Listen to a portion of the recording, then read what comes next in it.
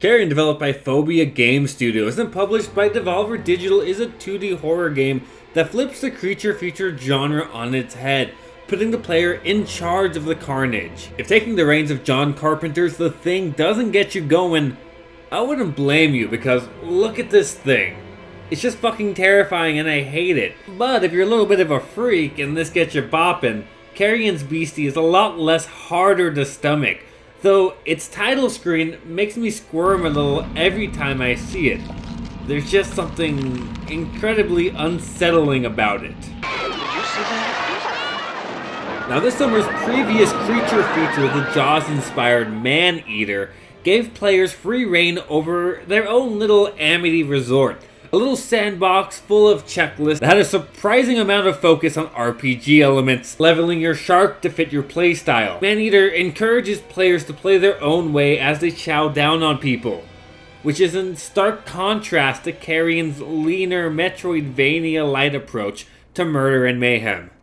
Now, I say Metroidvania-light because while it has the overall spirit of a game like Hollow Knight or Metroid Samus Returns, Carrion will only last you a handful of hours, yet still manage to feel repetitive towards its latter half. It never really gets the opportunity to make an impact as a Metroidvania. There is very little done to really set it up as one, other than its interconnected world. In fact, in my opinion, Carrion is more akin to a really meaty Zelda dungeon, going from area to area after establishing enough nests to open the next gate, collecting new abilities and tools to help you consume everything in your path. These areas will occasionally be connected through shortcuts you can open after unlocking specific abilities, but there was only ever one or two occasions where I felt I had to travel back to a specific location with a new ability in order to progress forward.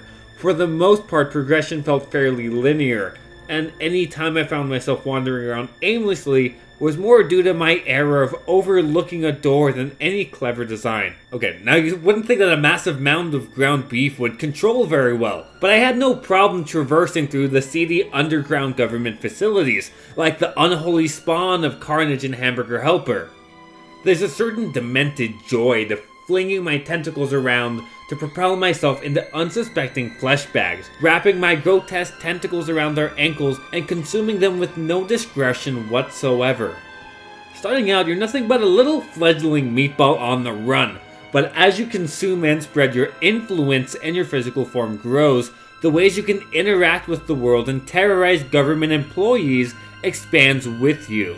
What I found really interesting about this is how they apply new abilities to a gory, shapeless mass.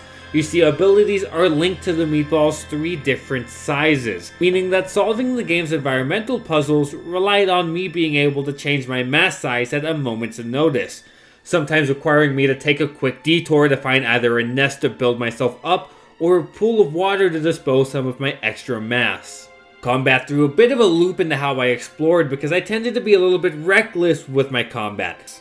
Almost every time I managed to scrape through some of the tougher, more flame-throwy battles, I came out of it with not enough mass to move forward, because I couldn't use the abilities I would need. I quickly made a point of remembering each nest as I passed them in case I would need to make a quick getaway, and if I found I wasn't particularly good at navigating, the devs did me a kindness right off the bat by giving me the ability to locate nests through echolocation.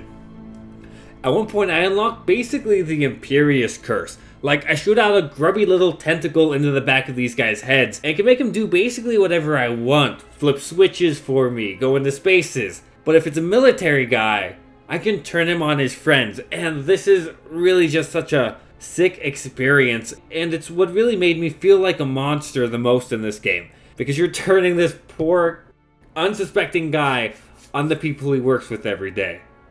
But it also just makes for a really fun time. And overall, I think that Carrion embodies such a unique vibe and is a lean enough experience that its rad premise never really gets a chance to overstay its welcome.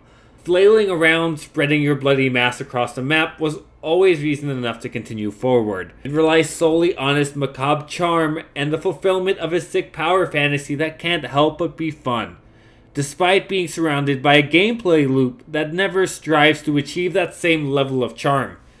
I think there's no reason not to give Carrion a try if this reverse horror vibe is what gets you going, considering it's included with Game Pass. This is one of those games that will really thrive by being on Microsoft's killer deal of a service. There's no reason to not try it out, considering it's just there if you have Game Pass. But if you don't have Game Pass and this 2D horror vibe doesn't jive with you, then I'd be able to comfortably say that this is a game you should probably skip. But for those of you who have been playing Carrion, what do you think? Have you been having a fun time being a little bit of a monster? Or have you been messing around with Game Pass? There is a ton of content on there right now. I mean, Grounded just dropped. I've been meaning to dive deeper into that. Now that I'm done with Carrion, I might just do that. But guys, just let me know anything you have to say in the comments. I'd love just to communicate with you guys. I know there's a whole 3 of you guys out there who communicate with me every time, and I appreciate you. So in the meantime, you guys have a fantastic day, and don't forget, video games are fucking rad.